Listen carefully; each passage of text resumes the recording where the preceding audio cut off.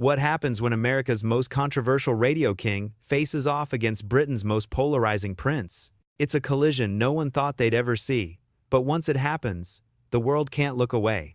On one side, Howard Stern, the man who has built an empire by shredding egos and torching reputations, the shock jock who thrives on making the untouchable squirm. On the other, Prince Harry, the Duke of Sussex, the royal who walked away from the palace gates, trading centuries of tradition for the unforgiving spotlight of Hollywood.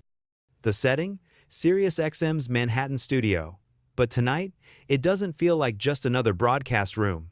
The air is thick, electric, humming with the kind of anticipation you'd feel before the opening bell of a heavyweight fight. The staff exchange nervous glances. Harry arrives flanked by handlers, polished and guarded, as though stepping into enemy territory. Meanwhile, Stern leans back in his chair with the casual smirk of a man who knows the battlefield belongs to him. And here's the catch. This isn't Oprah's plush couch or a sympathetic late-night sofa where Harry can script the narrative. This is Howard's turf. Here, there are no safe questions, no prearranged talking points, just raw confrontation, amplified live, in real time. It only takes seconds before the first verbal punch is thrown, and from that moment, it's clear this won't be an interview, it will be a duel. A clash of worlds, privilege versus provocation, and the truth, however ugly, won't stay hidden for long. The elevator doors slide open, and Prince Harry steps out like a soldier marching into a war zone. Flanking him are his handlers, men and women armed with clipboards, strict expressions, and the unmistakable air of people used to controlling every detail of their principal's life. They move in formation, scanning the hallways of SiriusXM studios as though they're entering hostile ground. Word has already traveled ahead of them. Certain topics are off limits. A list, precise and uncompromising, delivered to the production staff before Harry even arrived. Mental health safe. Charitable projects safe. But family drama, the monarchy, anything about Meghan's reputation, absolutely forbidden. Inside the studio, Howard Stern hears about the restrictions and his jaw tightens almost imperceptibly. Anyone who knows Stern knows this is the equivalent of waving a red flag in front of a bull. The king of all media doesn't take kindly to rules imposed on his domain. Harry enters, posture upright but face betraying a flicker of unease.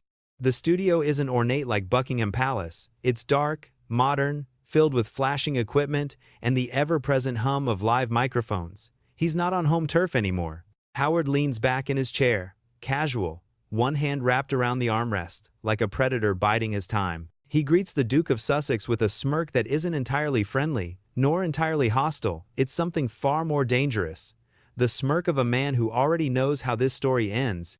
The handlers line the back wall, clipboards pressed to their chests, eyes darting like anxious sentinels. They've staged countless interviews before, but this isn't Oprah. This isn't a royal press pool. This is Howard Stern's arena. And in this room, the rules are about to be rewritten. The mics go hot, the red light glows, and just like that, the game begins. Howard doesn't pounce right away. That's not his style. Instead, he leans back, voice dripping with that New York edge that has shredded countless guests before Harry. So Harry, he begins with a casual shrug, you're here promoting this new Netflix documentary. But I gotta ask, don't you think people are getting a little tired of the whole, poor me, I was born into unimaginable privilege routine? The words slice through the room like a razor. For a split second, Harry's smile falters. It's subtle, barely a hitch, but Howard sees it. He always sees it. Harry regains himself quickly, shifting into polished, media-trained mode. Well, Howard, he replies, his accent sounding even more distinctly British under pressure. There's a difference between sharing one's authentic experience and complaining. Mental health affects everyone, regardless of their circumstances. Howard nods, pretending to consider the point. His smirk lingers though, eyes locked on Harry's face. He knows he's found the crack, and he's just beginning to pry it open. Across the studio, Robin Quivers glances nervously toward the guest, sensing the temperature shift. The handlers stand frozen, expressions carefully neutral, though one nervously taps a pen against their clipboard. They've trained Harry for tough interviews, but not for this, not for Stern. The silence that follows is heavy, suffocating. It's not the comfortable pause of a sympathetic interview. It's the silence before a storm. Stern's audience knows this rhythm too well. The casual opening, the bait laid out on the table. They're waiting for the hammer to fall. And Harry, though smiling, feels it too. The air is shifting. This isn't going to be the controlled conversation he expected. Howard doesn't waste time. He leans forward now, voice sharpening with a dangerous edge. Mental health? Sure. But let's be real here, Harry. You've made millions telling your story. Netflix deals worth what? 100 million? A best-selling book? Podcasts? Interviews? At what point does sharing your truth become just another business model? The words land like a hammer blow. The studio falls uncomfortably silent. Robin stiffens in her chair. Harry's handlers exchange uneasy glances, their eyes flickering between their client and the host, silently debating whether they should intervene. Harry inhales slowly, measured, trying not to flinch. "That's a very cynical way of looking at it, Howard," he says, his tone controlled but carrying a hint of steel.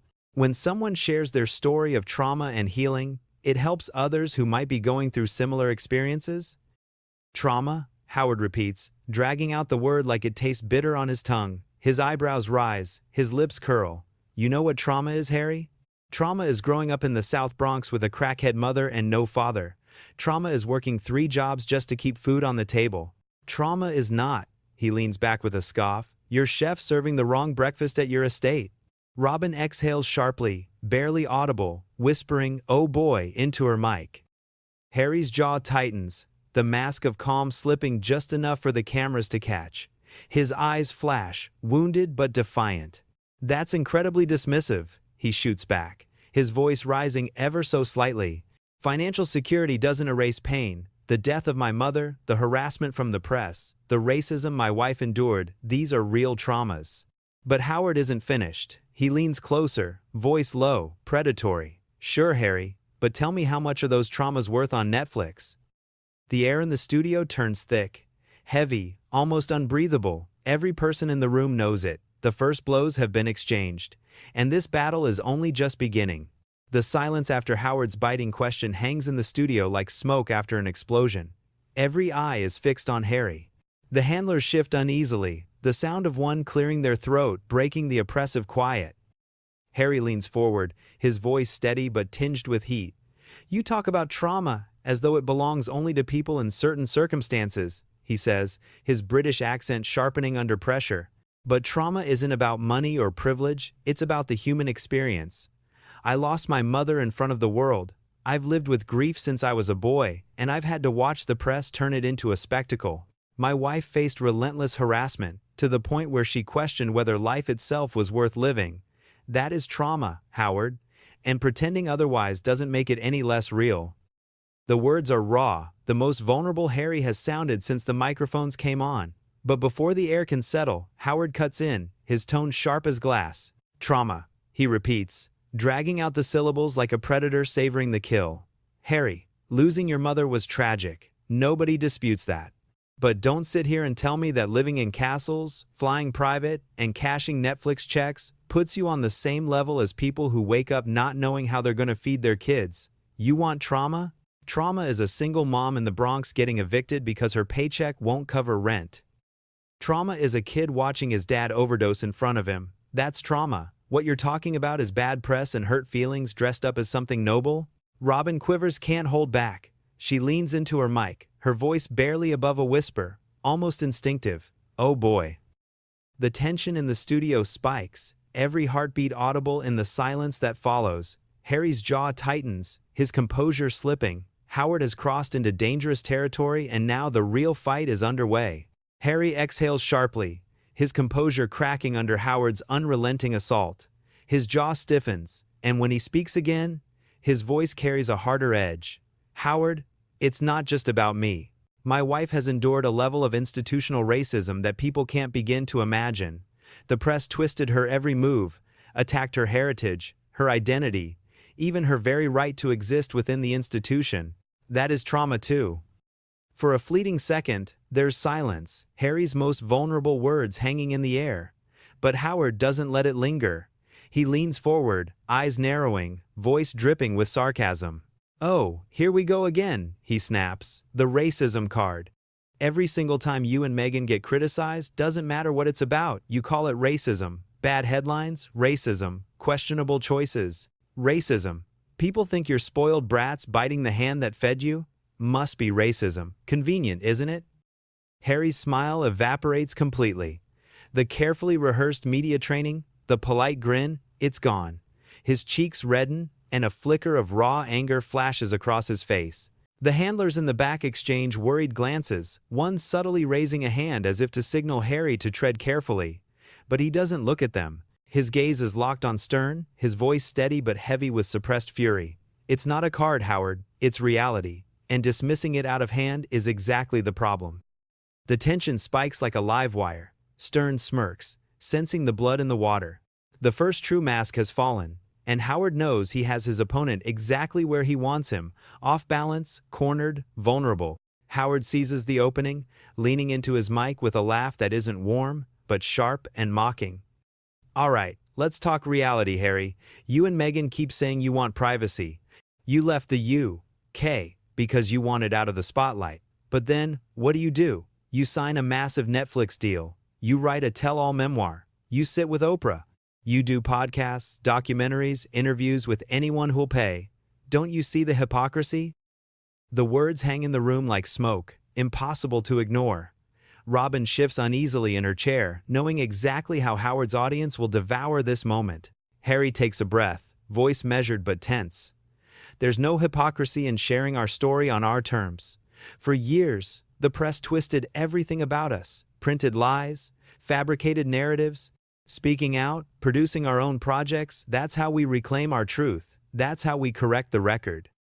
Howard chuckles darkly, shaking his head. Your terms? That's rich. Because God forbid anyone else gets to have an opinion about you, right? You've made a fortune selling your private life to the world, and now you want to play victim when people criticize it. Harry's eyes narrow, his lips pressing into a thin line, his voice hardens. It's not about money, it's about survival, it's about protecting my family.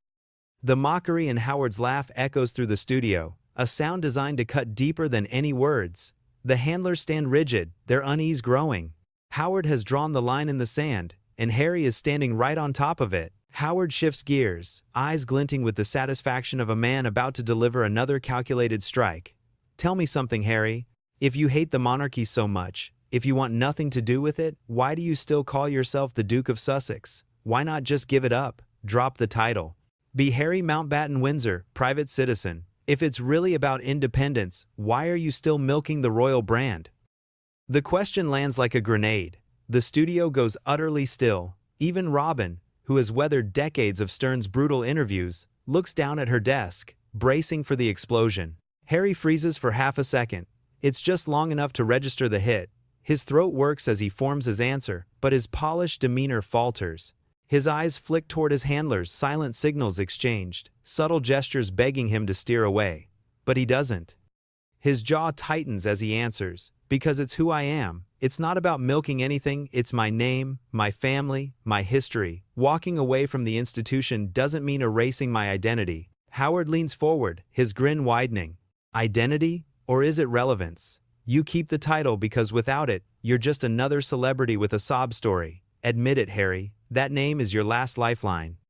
Harry's nostrils flare, his knuckles whiten against the armrest of his chair. The tension in the room is unbearable, every word from Stern hitting harder than the last.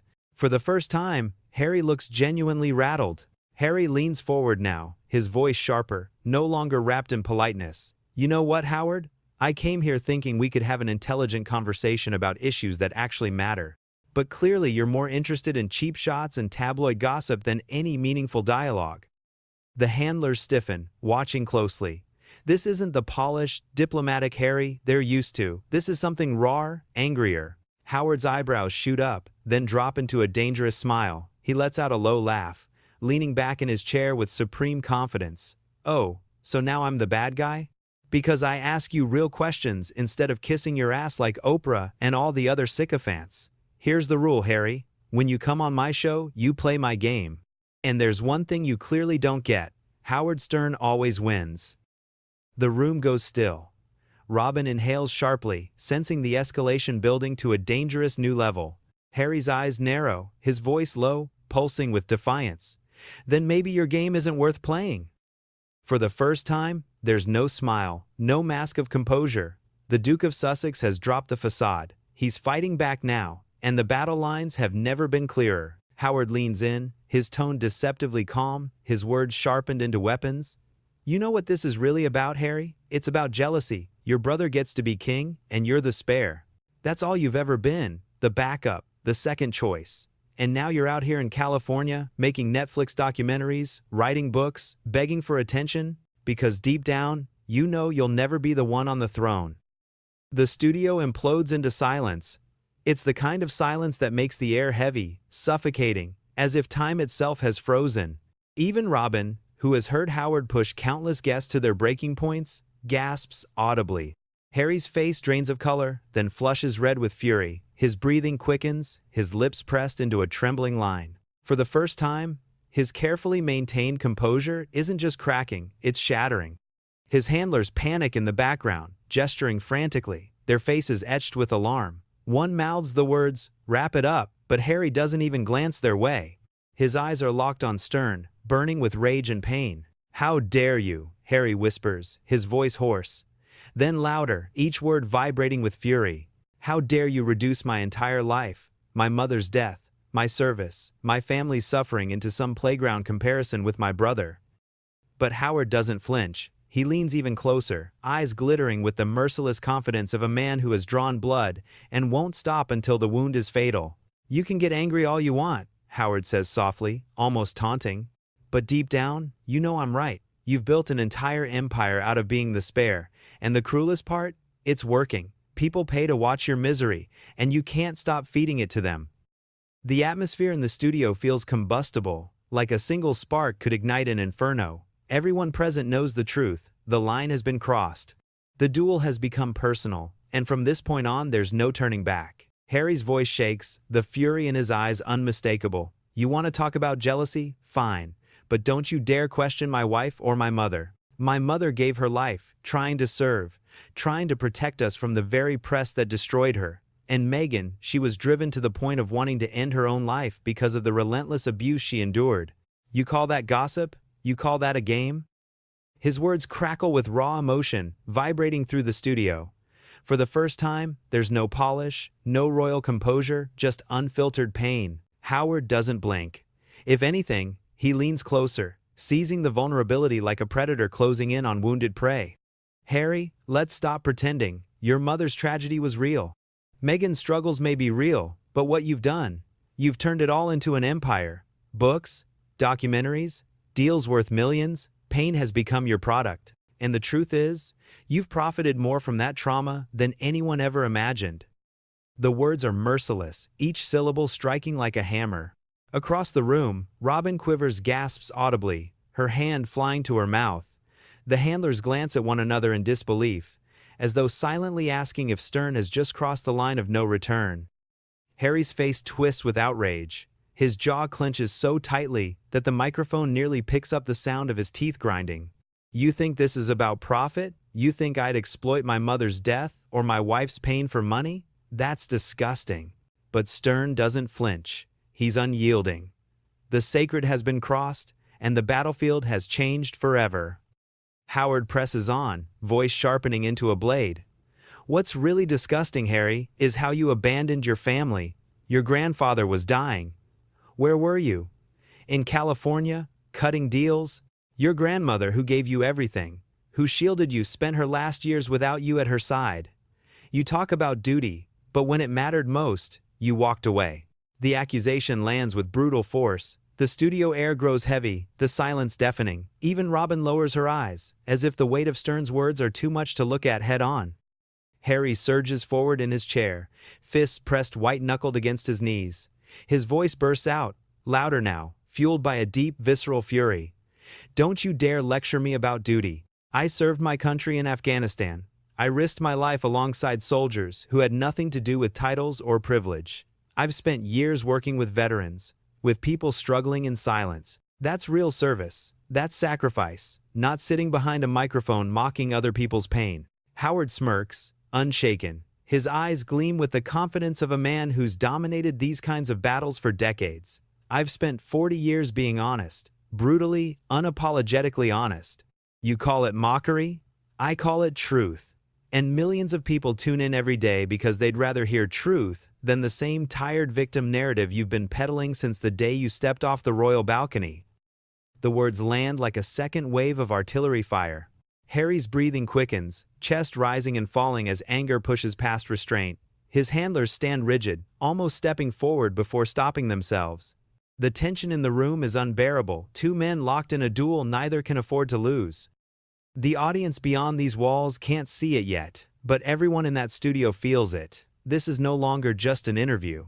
It's a war of identities, of what it means to serve, to sacrifice, to be remembered. Howard's smile fades into something colder, deadlier. He leans in with deliberate slowness, each word a sharpened dagger. And you know what, Harry? The truth is, you're just like your father, weak, entitled, completely out of touch. The only difference? Charles had the dignity to suffer in silence. He didn't run to California and build a circus out of his misery. The temperature in the studio seems to drop 10 degrees. For a moment, even Stern's staff looks shaken by the audacity of the attack. Robin's eyes widen, her lips parting as if to protest, but no words come out. Harry's reaction is instant. His face twists with rage, his skin flushing crimson. His chair screeches against the floor as he pushes forward, half rising, fists trembling at his sides. The handlers step forward now, alarm flashing across their faces, security detail tensing, ready to intercept if the verbal war crosses into something physical.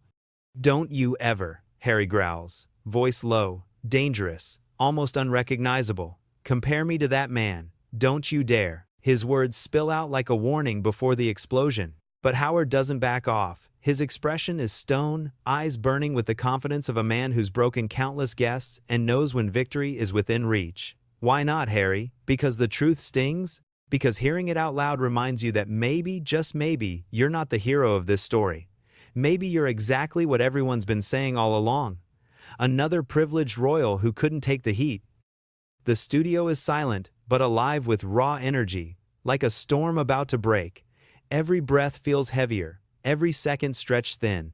One thing is clear, Harry is teetering on the edge, and the next strike could push him past the point of no return. Howard leans forward now, his eyes locked on Harry like a predator scenting the final strike. His voice is calm, deliberate, but beneath it pulses something lethal. "You want the truth, Harry? You're not brave, you're not noble, you're a coward.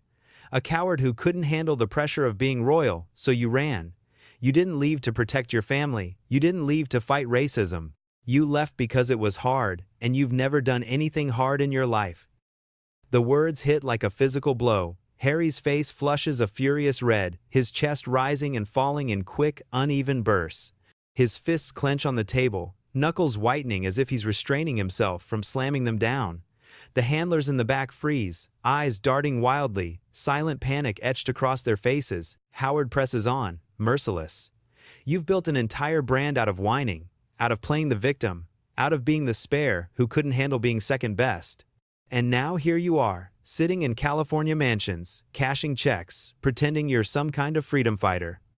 Harry's breathing grows louder, audible even through the microphones. His lips tremble with words unsaid, his composure hanging by the thinnest thread. Then Howard delivers the blow that cuts deeper than all the rest. He lowers his voice to a whisper, as though savoring the devastation he's about to unleash. "And you know what, Diana, your mother, she'd be ashamed of what you've become. She faced the same pressure, the same scrutiny, and she fought. She didn't abandon her duty, she didn't run." The studio implodes into silence. Robin gasps audibly, her hand flying to her chest. Even Stern's staff look rattled, the weight of the words reverberating like a bomb dropped in the middle of the room. Harry's body jerks forward as if struck. His eyes widen, his face contorts with unrestrained fury, and then he explodes. "How dare you!" he screams, his voice cracking with pure rage. The sound ricochets off the studio walls, raw and thunderous. "How dare you speak about my mother? You didn't know her. You have no right to use her name like a weapon." He half rises from his chair, his body trembling, fists clenched so tightly his veins bulge at his temples. Security immediately steps closer, their movements controlled but urgent, ready to intervene if the verbal battle turns physical. The handlers wave their arms frantically, signaling to end it, to pull the plug. But Howard doesn't retreat. He sits there, calm, steady, eyes locked on Harry with the satisfaction of a man who has drawn blood. The breaking point has arrived, and in this moment, everyone in the room knows the duel is no longer just words, it's war. Harry's entire body vibrates with rage, his composure shattered beyond repair. His voice drops low, guttural, shaking with fury. "You're sick, Howard, sick. You make a living tearing people down, mocking their pain and calling it truth. That's not courage, that's cruelty." He rips off his headphones, the movement violent, final. With one explosive motion, he hurls them across the room. They smash against the wall with a loud crack, pieces clattering to the floor. The sound echoes through the studio like a gunshot. Robin flinches. The handlers rush forward, their faces etched with panic, trying to coax him toward the door. The room is chaos, the controlled stage of a radio show dissolving into something raw and unpredictable. Harry turns back to Howard, voice shaking with fury and grief. "This interview is over. I'm done. I will not sit here and let you spit on everything my family and I have endured." But Howard isn't ready to let him leave. He leans back in his chair, that cold smirk returning, his voice loud and taunting. "Oh no, Harry, you don't get to storm out and play the victim again. You came here, you sit in my chair, you play by my rules, and my rules say, you answer the damn questions." The words hang in the air like a command, but Harry is past listening. He storms toward the door, shoulders rigid, chest heaving. The security detail closes in, ushering him forward, while his entourage trails behind like shadows of defeat. At the threshold, Harry pauses, his hand gripping the handle. His back is to Stern, his face hidden, but the tremor in his stance says everything broken: pride, simmering fury, a man torn open on live air. Howard calls after him one last time, voice booming into the mic. "Run away, Harry, that's all you've ever done." Harry freezes, his shoulders stiffening, but he doesn't turn around. He shakes his head slowly, then yanks open the door. The slam echoes through the hall as he disappears, leaving behind a studio suffocating with silence. Howard leans back, victorious smirk spreading once again. "Well," he says coolly into the microphone, "that went pretty well, don't you think?" Robin can barely whisper, "Oh my God." The war is over, but the wreckage fills the room. The headphones still lie shattered against the wall, fragments glinting under the studio lights. Harry stands rigid, chest heaving, his face flushed with rage. He doesn't sit back down. He doesn't even try to recover. Instead, he stares Howard down, his voice low, venomous. "You want honesty? Fine. This was a mistake. The biggest mistake I've made since coming to America." The handlers shift nervously, trying to usher him toward the door, but Stern isn't finished, not by a long shot. He leans forward, voice cutting through the chaos like steel. "Not so fast, Your Royal Highness. You don't get to just walk out when the questions get tough. You came here, you sit in my chair, you play by my rules, and my rules say, you don't run, you face it." Harry spins around, eyes blazing, his hands shaking with fury. "I don't answer to you, Howard. I don't answer to anyone anymore. That's the point, you don't control me." Howard laughs, cruel and triumphant, his voice booming into the mic. "Don't kid yourself. You're still hiding behind that title. Duke of Sussex, royal blood. You want to be free? Then drop it. Give it up. Be just Harry Mountbatten Windsor, a private citizen. But you won't, because without it, you're nothing. Without that crown in your shadow, you're just another face in California, peddling a podcast nobody cares about." The words land like a sledgehammer. Harry's mouth opens, but nothing comes out. For the first time, he's speechless. Silence stretches across the room, every second heavier than the last. Howard leans back, savoring the stillness. He knows he's landed the kill shot. The silence is unbearable. Harry's hand trembles as he reaches for the headphones in front of him, but instead of putting them back on, he yanks them free and hurls them across the studio with a violent crack. The sound of impact against the wall makes Robin flinch in her chair. "That's it," Harry growls, voice ragged. "I'm done." He rises, his entourage swarming, moving to shield him, as if the studio itself has become hostile territory. His security detail steps closer, forming a protective wall as he storms toward the door. Howard's voice follows him, sharp and merciless. "Oh no, Harry. You don't get to storm off and play the victim again. You answer me. That's how this works." Harry doesn't turn back. His shoulders are stiff, his pace quick. He reaches the door, one hand gripping the handle, his body vibrating with fury and humiliation. Howard raises his voice one last time, the dagger aimed straight at Harry's back. "Don't let the door hit you on the way back to irrelevance." Harry freezes, his hand tightening on the handle. For a long, excruciating second, it looks like he might turn, unleash one last volley. But then, with a sharp shake of his head, he yanks the door open and disappears. The slam echoes like the final note of a war song. The room is silent, not the ordinary quiet of a studio between breaks, but a suffocating, charged silence that leaves everyone stunned. The only sign of what just happened is the empty chair, the headphones shattered across the floor, and the heavy air that refuses to move. Howard leans back, exhaling slowly, a satisfied smirk curling across his face. He turns toward the microphone, voice smooth, casual, as though he hadn't just torn a prince to pieces on live radio. "Well," he says, his tone dripping with irony, "I think that went pretty well. What do you think, Robin?" Robin quivers, who has sat through decades of battles, scandals, and explosive interviews, can only whisper, her voice trembling, "Oh my God, Howard." Howard chuckles darkly, shrugging like it was nothing more than another Tuesday. But the look in Robin's eyes says it all. What they've just witnessed isn't going away. This is the kind of moment that lives on, dissected, analyzed, remembered for years. The king of all media has claimed another victim, and the world is about to hear every second of it. By the time Harry's black SUV pulls away from the SiriusXM building, the damage is already done. The audio is uploaded within minutes, the clips spreading across social media like wildfire.